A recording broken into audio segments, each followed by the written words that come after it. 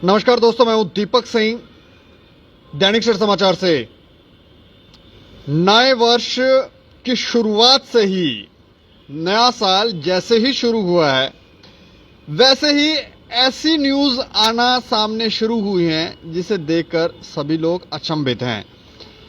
2021 में स्थिति कुछ और थी और यहां पर एलजी प्रशासन का कार्य जो था उसकी भी काफी लोग प्रशंसा कर रहे थे, लेकिन 2022 शुरू होते ही लोग अब ये कहने लगे हैं कि कार्य जो है वो धीमी गति से होने लगा है। अब इसके पीछे का क्या कारण है? ज्यादातर जो फैसले होते हैं वो शायद सरकारें इसलिए भी लेती हैं कि वो ये ध्यान रखती हैं कि हमें इलेक्शन भी कॉन्टेस्ट करना है, जीतना भी है, लोगों के अंदर इतना भी क्रूर बिहेवियर ना हम पैदा कर दें कि जिससे आने वाले समय में लोग हमें वोट ही ना दें। लेकिन हमें लगता है कि सरकारों को इस बात की तरफ भी ध्यान देना होगा कि कहीं वो गलत लोगों का समर्थन तो नहीं कर रहे, कहीं गलत लोगों को बढ़ावा तो नहीं दे रहे, और अगर दे रहे हैं तो फिर आने वाला जो समाज है, आने वाली जो पीढ़ी है, वो जरूर इनके खमियाजे भुगतेगी। और होमगार्ड्स पिछले लगभग, इनका ये कहना है कि 75 सालों से इनका शोषण हो रहा है और हाई कोर्ट में लगभग 15 साल लड़ाई लड़ने के बावजूद, वहां जीत हासिल करने के बावजूद इनकी कोई सुनवाई नहीं हो रही है। और कई अधिकारी, कई कर्मचारी जो है होमगार्ड्स के, वो रिटायर्ड भी अब होने वाले हैं। और इस सरकार से, एलजी प्रशासन से इन लोगों को उम्मीद थी कि शायद अब ये लोग कुछ करेंगे, लेकिन कुछ नहीं किया।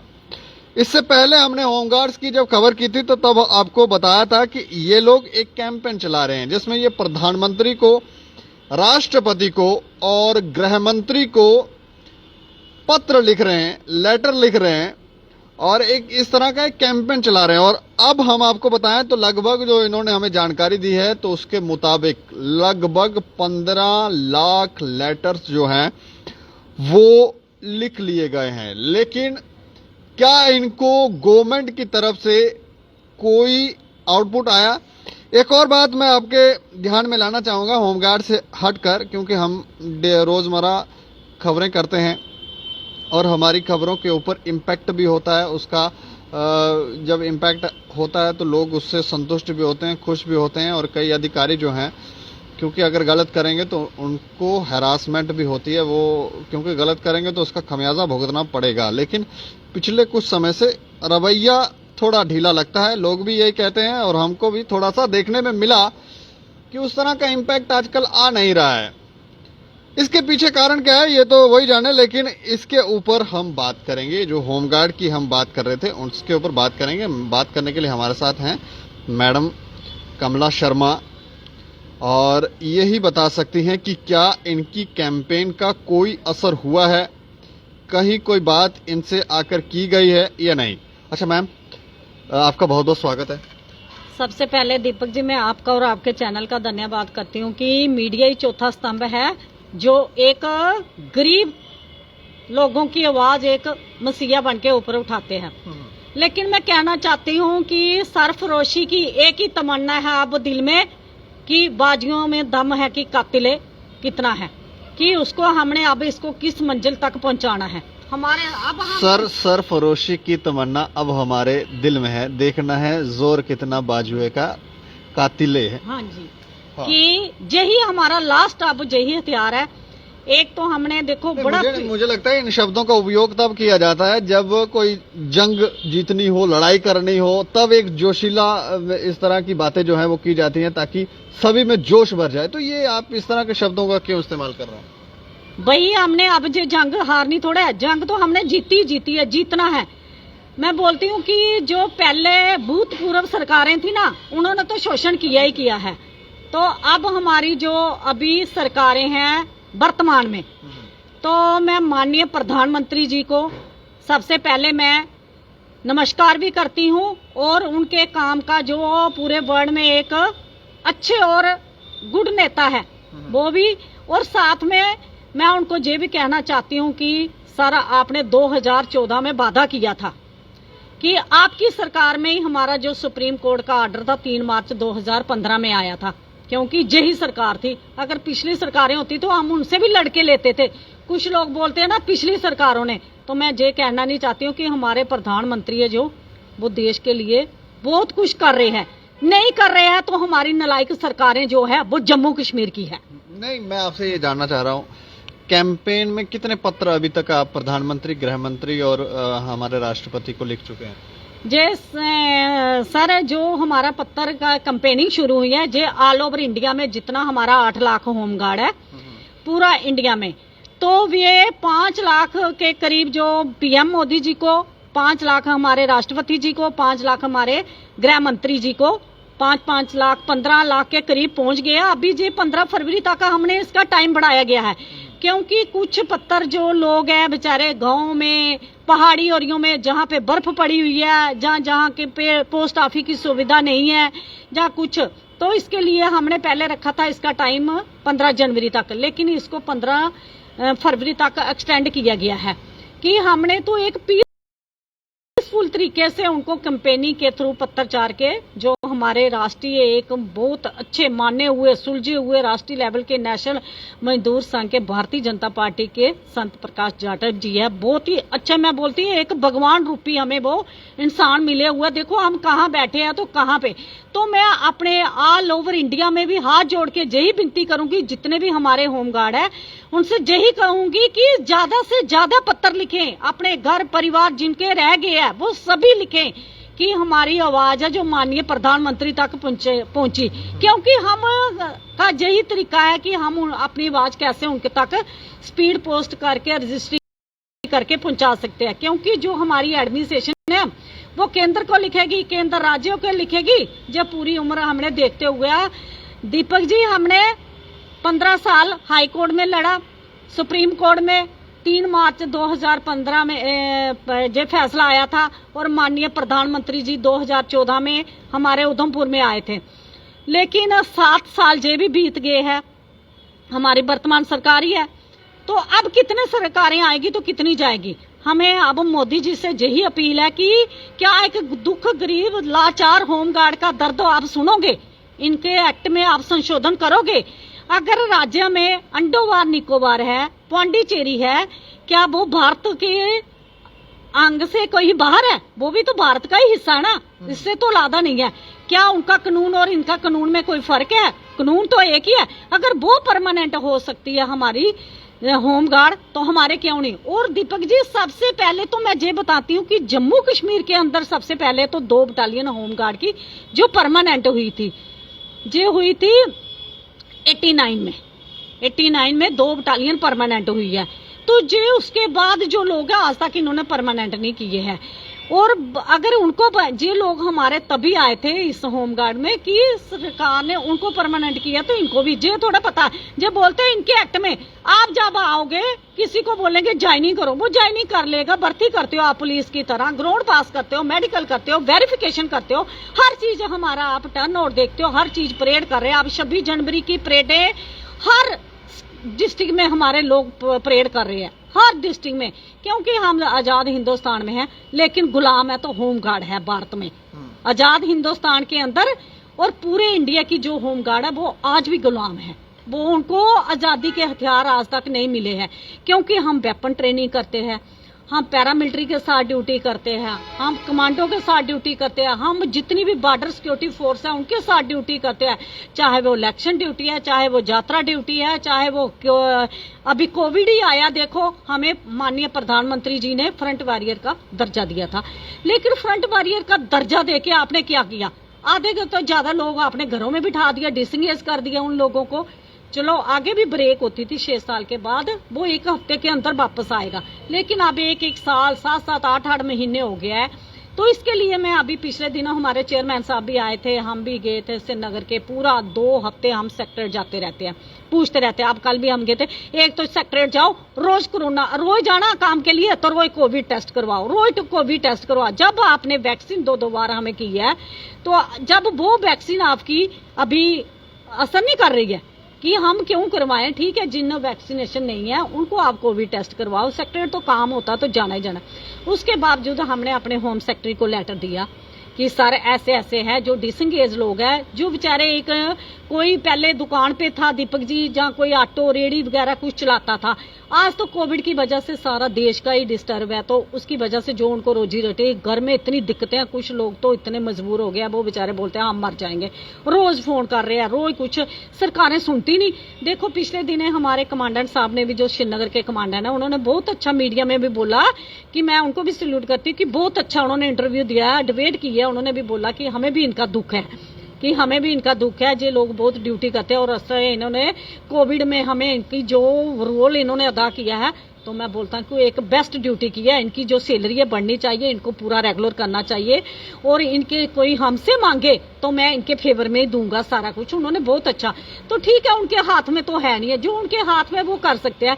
करना तो हमारी जो एडमिनिस्ट्रेशन है इस वक्त, गवर्नमेंट तो है नहीं है इधर, कि एक चुनी हुई सरकार हो ना, उससे हमें उम्मीद होती है। चुनी हुई सरकार तो ठीक है, लेकिन पिछले साल हमने देखा था कि एलजी प्रशासन जो था वो काफी चुस्त एक्टिव था, और इस साल नए साल में आपको लगा कुछ थोड़ा रवैया थोड़ा ढीला हो गया? अब मैं बोलती हूँ पिछले दिनों हमें भी यही था कि आज हमारा ऑर्डर हो जाएगा, कल हो जाएगा। अब मैं बोलती हूँ वो ऑर्डर होने की वजह से मैं बोलती हूँ हमारी फाइल पे तो जो चीफ सेक्रेटरी के ऑफिस में पड़ी है उस पर धूल भी जम गई होगी, कि रोज हम जाते हैं, रोज बोलते हैं मेमोरेंडम लाओ, जे लाओ। मैं बोलती हूँ कि हमारी एलजी एडमिनिस्ट्रेशन क्या इतनी धीमी गति में, कल क्या आने वाली इलेक्शन में जवाब किन लोगों को देना पड़ेगा, किनका भुगतान होगा, किसको होगा जब हमसे कोई वोट मांगेगा। मतलब लगता है कि रवैया ढीला हो गया। रवैया बहुत ढीला लगता नहीं है, ढीला हो गया है जे सारा। जब सेक्रेटरी के अंदर जाओ उधर कोई हाँ भाई क्या है कैसे है, कि वो रवैया नहीं, अपने कानून बनाते हैं। सबसे पहले तो मैं माननीय प्रधानमंत्री और अमित शाह जी को ये बोलूंगी कि सर जो जम्मू कश्मीर के अंदर आपने ब्यूरोक्रेट्स लगाया है, अगर आप चाहते हो कि इधर जे सरकार बनानी है, सबसे पहले इनकी कुर्सी को उठाया जाए और कोई नए लगाया जाए। जब आपने झूठी सरकार बनाई है, सब कुछ बनाया, चेंज किया, तो आपने वो तो वही रहने दिए जो पहले थे, तो वो तो उसी तरीके से चल रहे हैं ना जैसे पहले थे। अगर इनको भी मैं आपसे एक और बात जानना चाह रहा हूँ कि हमारे जो पहले गवर्नर थे, एक्स गवर्नर सत्यपाल मलिक जी, उन्होंने जैसे कहा था कि यहाँ पर 2 फाइलें थी जिसमें मुझे 150 करोड़ रुपए मिल सकते हैं। इस तरह की कहानी जब उन्होंने बताई थी, तो ऐसा कुछ तो नहीं वापिस शुरू हो गया यहाँ पर? क्या पता, वो तो उनकी बातों को वो ही जाने। लेकिन सत्यपाल मलिक जी भी बहुत अच्छे थे, जब इधर रहे हम जाते थे। और देखो वो भी मैंने पहले गवर्नर देखे, जो जब भी जाते हमें खुद उन्होंने फोन नंबर दे दिया कि शायद आपको कभी नहीं मिलने का मौका रहा, आप कॉल कर सकते हो। और हमने 50 बार उनको कॉल की है, लेकिन बदकिस्मत में ये थी, जैसे ही वो हमारी फाइल लेके गए हैं तो आते ही उनकी 13 दिन के अंदर ट्रांसफर हो गई। उन्होंने हमें मैम प्रिया सेठी ने बुलाया, साथ में गए थे हम, 5 लोग मिले। जब 5 अगस्त 2019 को ड्यूटी बना, 370 धाराएं टूटी। उसके बाद सर इधर आए 15 अगस्त के बाद। जैसे वो दिल्ली में जाते हैं तो उन्होंने उसी वक्त बोलते मैं बेटा मोदी जी के पास ही जा रही हूँ और अमित शाह जी को आप फाइल दो। जैसे ही उन्होंने लिया, फिर उन्होंने हमें बोला कि आप 3 दिन के बाद हमें फोन करना, मैं इसका बताऊंगा। जैसे हमने 3-4 दिन के बाद, कुछ श्रीनगर में सिग्नल की भी प्रॉब्लम थी, फिर जैसे ही वो जम्मू में आए, हमें उनके दफ्तर से भी कॉल आती है, हमें भी उनको कॉल किया। बस उन्होंने बोला कि विद इन डेज जे आपका मसला हल हो जाएगा। जैसे वो करते हैं तो उनकी ट्रांसफर होती है। उसके बाद हम मुर्मू जी के, मुर्मू साहब जो एलजी हमारे थे, तो उनको भी मैं मिली। कोविड था उस वक्त, तो उनको मैं ली थी मैं 30 मई 2020 को। तो उन्होंने भी हमारे साथ 1-1.5 घंटा मैं बोलती डिस्कशन की, अच्छे तरीके से बैठ के पूरी बात, और हमने काम, और उन्होंने मुझे एक बात बताई। मैं आज भी उनकी बातों को इतना करती कि एक IAS ऑफिसर देखो हमारे साथ इतने सलीके से बात, इतने वो मैं बोलती हूँ हमारे जम्मू कश्मीर के लोगों की बदकिस्मत थी जो हमारे मुर्मू साहब चले गए। कि एक इंसान एक बंदे की बात सुनना और करनी और कथनी में बहुत फर्क है। लेकिन इसका अर्थ ये हुआ कि कोई ऐसे लोग हैं यहाँ पर, जो हॉनेस्ट लोग होंगे ना, उनको कोई नहीं टिकने देता है। नहीं, ऐसे लोग हैं जो ऑनेस्ट लोगों को टिकने नहीं दे रहा है। इसका मतलब कोई ऐसे बहुत ज्यादा पावरफुल लोग हैं। पावरफुली है तो तभी फाइलें लोगों की 10-10 साल दबी रहती है। क्यों दबी रहती है? अभी तो जैसे ही काम बढ़ा, मुर्मू साहब ने देखो, हम एडवाइजर साहब को 8-10 बार मिले, और जब भी थे मुर्मू साहब को भी फोन करके उनके ऑफिस से भी कॉल आ जाती थी, फाइल आपकी वहां पे पहुंची है, वहां पे। और एडवाइजर साहब से, हम भटनागर साहब हमारे हैं, उनसे भी, और जितने भी एडवाइजर इधर आए ना, हमने किसी को छोड़ा ही नहीं मिला। जितनी भी इधर एडमिनिस्ट्रेशन है, मैं बोलती कोई एक लोकल तो एडवाइजर जम्मू का बनाना चाहिए था। एक लेडीज ही बना लेती थी, जैसे एक्स मंत्री हैं वो, उनमें से किसी को बना देना था कि जो हमारी आवाज सुनते थे, कहीं पहुंचाते थे। एलजी तो, जे वाले एलजी तो हमें मिलते ही नहीं ना। जे जब भी लेटर जाएगा ना, दफ्तर वाले तो पहला नंबर फोन नहीं उठाएंगे। इसमें कोई गुस्ताखी की मामला नहीं है। ठीक है, एलजी साहब बिजी होते हैं, लेकिन ऑफिस वालों का काम है ना, वो तो फोन उठाएंगे ही नहीं ना। जो उठाएंगे ना, उनके दफ्तर से मैं भी उनको 2-3 बार मिली हूँ, लेकिन उनके दफ्तर से मुझे एक भी लफ्ज की कोई एक भी लेटर सामने नहीं आया कि उन्होंने हमारे फेवर में कोई सेक्रेटरी के अंदर लिखा है कि गरीबों के साथ इतना अत्याचार हो रहा है। तो मैं यही बोलती हूँ कि गरीबों का अत्याचार है, क्यों हो रहा है? मैं एलजी साहब से यही हाथ जोड़ के रखूंगी कि होम आपके अंडर है सर, इन गरीब लोगों का कुछ सोचिए। आपने भी देखा है कि आप भी एक अच्छे पढ़े लिखे और सब कुछ है कि आप एक राजनीतिक हो, ठीक है, आपको पता, आप है भी राजनीति के उसी से है, पॉलिटिशियन वाले हो। तो इन लोगों के गरीब को सुनिए कि हमने कोई पॉलिटिशियन तो करनी नहीं है, हमने आपका हक मांगना है कि ना तो आप हाई कोर्ट का इम्प्लीमेंट कर रहे हो, ना सुप्रीम कोर्ट का। जी लोग कहाँ पे जाएंगे? तो मैं बोलती हूँ जहाँ तो इनकी आपस में कोई किसी की सुनता ही नहीं है, जहाँ कोई क्या है। देखो पिछले दिन रविंदर रैना जी ने भी इतना जोर लगाया, इतना वो करके, फिर मैं कहती हूँ फिर इनके पास जहाँ कोई पावर नहीं, जहाँ इनकी सेंटर में भी सुनवाई होती तो इधर भी नहीं। एक तो कैंपेन का भी कोई रिप्लाई नहीं है, नहीं, दूसरा होगा रिप्लाई, वो हम 15 फरवरी के बाद ना आरटीआई लगाएंगे, कितने लेटर पहुंचे इसका क्या है। उसके बाद दिल्ली के अंदर बहुत बड़ा आंदोलन होगा। वो आंदोलन होगा, सुनहरी अक्षरों में लिखा जाएगा, जैसे भगत सिंह की आज हिस्ट्री लिखी जाती है, वो तो उनका क्रांतिकारियों की लिखी जाती है ना। क्रांतिकारी जब बनता है ना इंसान, उनके लिए जे थोड़ा हमने घर भरने हैं लोगों की तरह, जब पार्टीशन करनी है जो कुछ है। हिस्ट्री में वो नाम आना चाहिए कि आप किसी बंदे के लिए कुछ करके गए हो। आज भगत सिंह ने जब देश आजाद कराया, सुभाष चंद्र बोस, चंद्रशेखर आजाद जैसे, झांसी की रानी जैसे, उन्होंने ये नहीं सोचा था, महाराणा प्रताप जैसे लोगों ने, कि हम देश के प्रधानमंत्री बनेंगे। जहाँ देश के उन्होंने एक हमारे लोगों को आजादी दी है, आजादी के पथ पे चले हैं। तो हम भी इस होमगार्ड को, जो शोषण हो रहा है अंग्रेजों के टाइम का, इसको हम इस चुंगल से छुड़ाएंगे, उस एक्ट को खत्म कराएंगे, और जो गुलाम होमगार्ड है उसको नियमित रोजगार और पूरी ड्यूटी मिलेगी बेल्ट फोर्स के अंदर, जो सुप्रीम कोर्ट की जजमेंट है। और इसके लिए हम सुप्रीम कोर्ट में भी अपील करेंगे।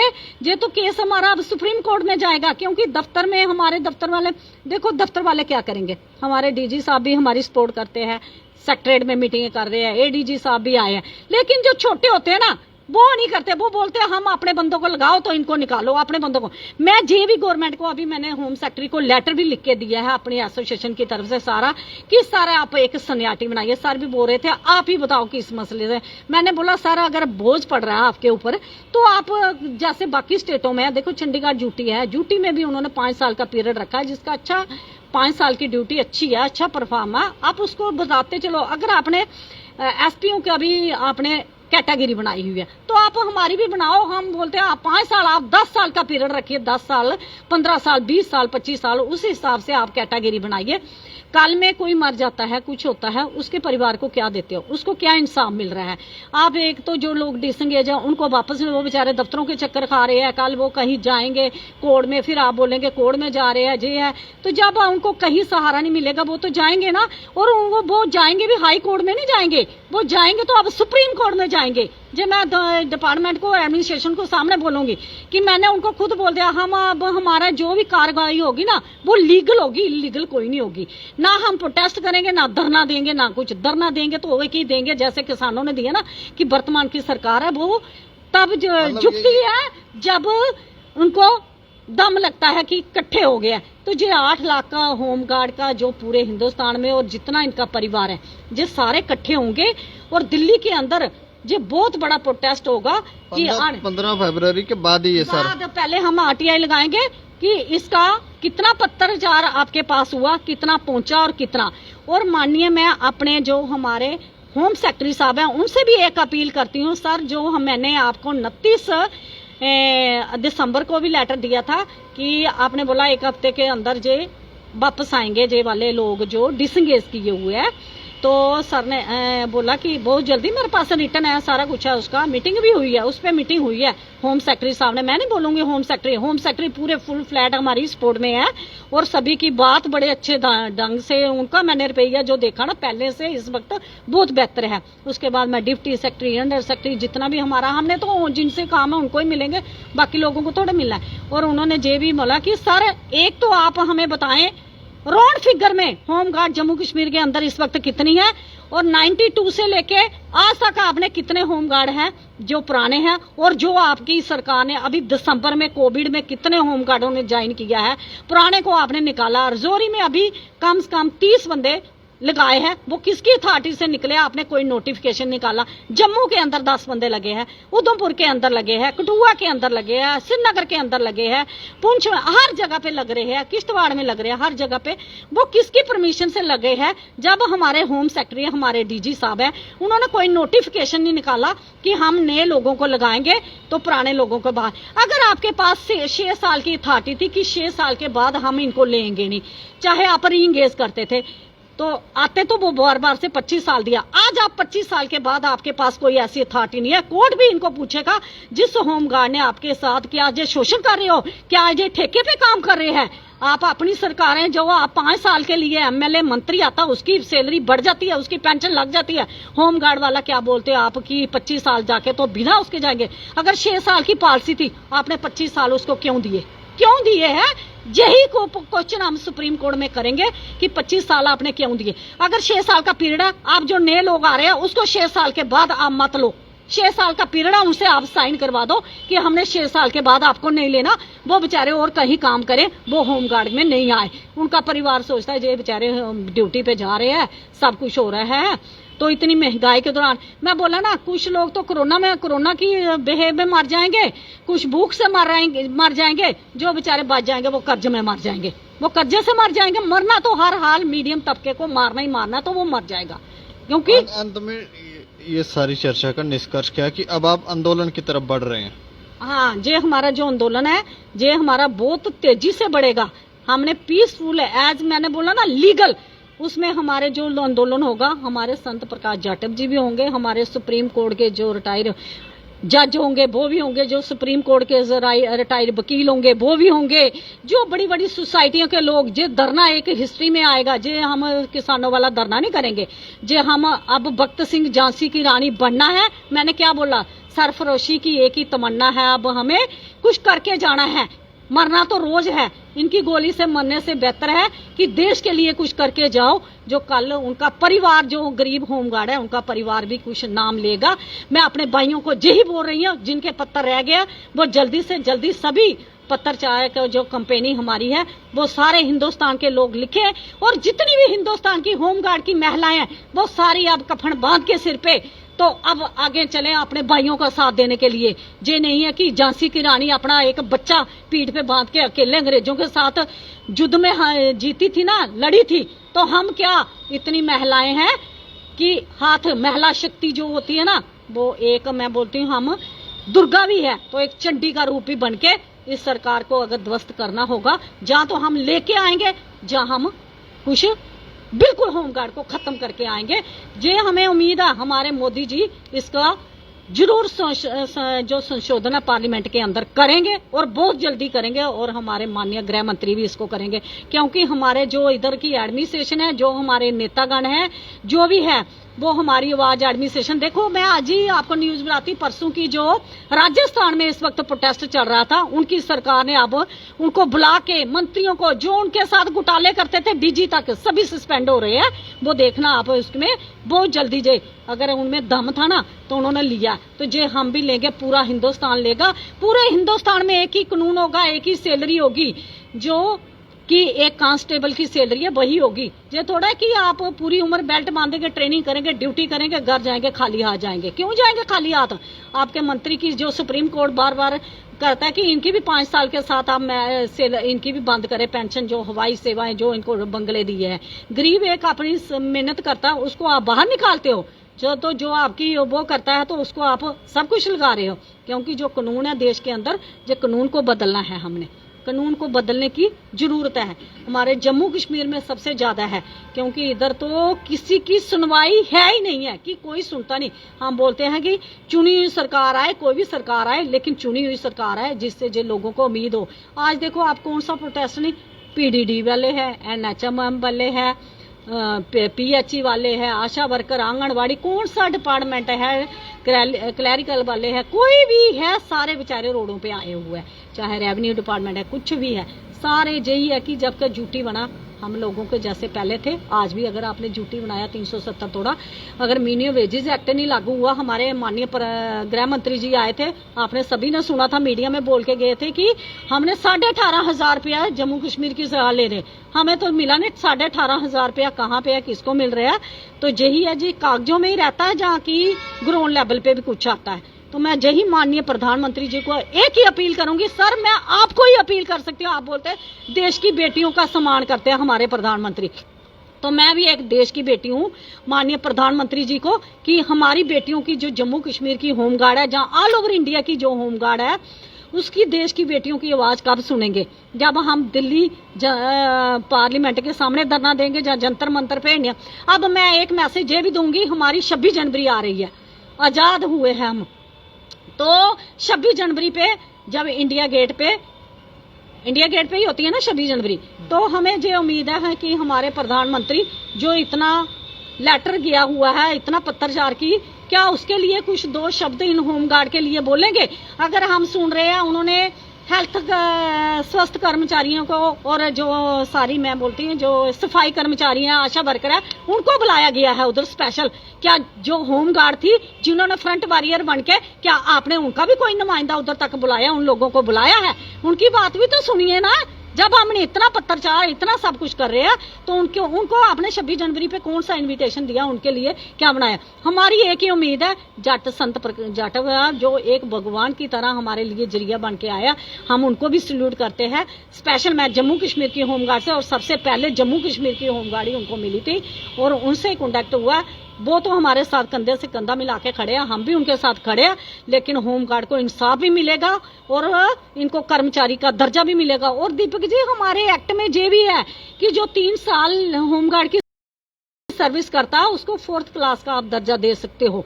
ये हमारे सुनहरी अक्षरों में लिखा हुआ एक्ट में, 3 साल जिसकी सर्विस हो जाती है उसको आप 4th क्लास में किसी भी डिपार्टमेंट में कर सकते हो, किसी भी डिपार्टमेंट में। जब हम इतनी अच्छी ड्यूटी हर चीज कर रहे हैं, 26 जनवरी की परेड हर डिस्ट्रिक्ट में आप देखना कर रहे हैं, लेकिन जम्मू डिस्ट्रिक्ट में वो भी नहीं करवाते। क्योंकि इधर क्यों नहीं करवाते? जम्मू डिस्ट्रिक्ट में 26 जनवरी की परेड हर डिस्ट्रिक्ट में हो रही है, सांबा, कठुआ, उधमपुर, रियासी, राजौरी, पुंछ, डोडा, भद्रवाह, किश्तवाड़, हर जगह जम्मू में, क्योंकि स्टेडियम के अंदर होनी है। पहले हम जाते थे तो यही इनको पता, उधर सारे लोग आए होते हैं ना, सारे मंत्री संतरी जो भी एडमिनिस्ट्रेशन है, कि उनको पता नहीं लगे कि होमगार्ड वाले शो हो जाते हैं। जहां तो सारे डिस्ट्रिक्ट में तो वही होगा ना, कमांडेंट वगैरह, एरिया कमांडर कोई भी, लेकिन जहां पे तो सारे वीआईपी होते हैं जो अपनी होमगार्ड को शो ही नहीं करना चाहते हैं, जो उन डाकुओं को शो करते हैं जो इनकी जेब भरते होंगे। तभी होमगार्ड को, जम्मू की जो होमगार्ड है उनको परेड के लिए जो कभी नहीं स्टेडियम के अंदर हम जाते थे, जब गुलाम नबी आजाद साहब थे, जब हमारे दिलबाग सिंह साहब थे, जब हमारे आईजी गोपाल रेड्डी साहब थे, हम जाते थे, हमारे जब चतुर्वेदी साहब थे, हमारे डीजी, उनके टाइम हम स्टेडियम के अंदर जाते थे। लेकिन जब के हमारे दिलबाग सिंह सर गए, उसके बाद हमें जम्मू डिस्ट्रिक्ट को तो कभी इन्होंने ना तो रेजिंग डे पे बुलाते हैं, ना हमें कुछ। मैं बोलती हूँ दिलबाग सिंह सर को भी मैं सैल्यूट करती हूँ, डीजी होके हम आज भी उनको कॉल करेंगे, 1 मिनट में फोन उठाएंगे सारे। तो ये होता है कि एक ऑफिसर का, मैं देखती हूँ बाहर के, अभी आज ही महाराष्ट्र का नया डीजी आया है, और वो एक बंदे को पूछ रहे हैं क्या है क्या नहीं है सारा, तो बड़ा खुश होता है कि बंदा काम हुआ, काम तो एडमिनिस्ट्रेशन ने करना है, कि हमारे ऑफिसर हमारे साथ खड़े हैं, तो बहुत अच्छा लगता है कि ऐसे ऑफिसर भी है। मैं बोलती दिलबाग सिंह सर को मिलना था, मैं श्रीनगर भी जाती थी, डीजी बढ़ गए, मैं सिर्फ नीचे से स्लिप भेजती, 1 मिनट में बुला रहते थे, तो वो उन्होंने हमें एक अपने बच्चों की तरह ट्रीट किया है। तो बदकिस्मत हमारी थी, जब वो कैबिनेट के अंदर फाइल हमारी लेके जाते हैं, बाहर आते तो ट्रांसफर होती है। जो दीपक जी एक बात ये है, जो हमारे हक में बोलता है, चाहे वो चतुर्वेदी साहब थे, चाहे हमारे मंत्री साहब थे, आईजी चाहे वो कोई भी जो हमारे हक के लिए बोलता ना, उसको रात रात में वो ट्रांसफर हो जाती है। ये पता नहीं क्या राय है इसके अंदर। हमारा जो पैसा दिल्ली से इतना करोड़ों अरबों के हिसाब से वो कौन से हेड में जाता है, वो कहाँ पे यूज होता है। इन गरीब लोगों को कुछ नहीं मिलता है, कुछ नहीं मिलता है। तो वही मैं कहना चाहती हूँ, बार बार एलजी साहब अपनी एडमिनिस्ट्रेशन को थोड़ा सा टाइट करिए, जैसे आप पिछले दिनों में कर रहे थे। तो हर आदमी की उम्मीद हम आपके साथ है। आप हमारे हेड हो इस वक्त जम्मू कश्मीर के, हमने आपसे भी लेना है, आपने ही हमें देना है। तो आपसे यही अपील करेंगे, आज कोई गरीब है तो जम्मू कश्मीर की होमगार्ड है, उनके साथ जो अत्याचार हो रहा है। आज तो मैंने इतना बड़ा गणेश चतुर्थी का फास्ट भी रखा हुआ था, तो लेकिन मैं भगवान को यही हाजर नाजर कि इन सबको बुद्धि दो, तो हमारे जम्मू कश्मीर के जो हालात बने हुए वो सारे सुधरे और अच्छी स्टेट हमारी बने और चुनी हुई सरकार आए और गरीबों के मसले हल हों। जय हिंद, जय भारत। शुक्रिया, शुक्रिया हमसे बातचीत करने का। Thank you Deepak ji.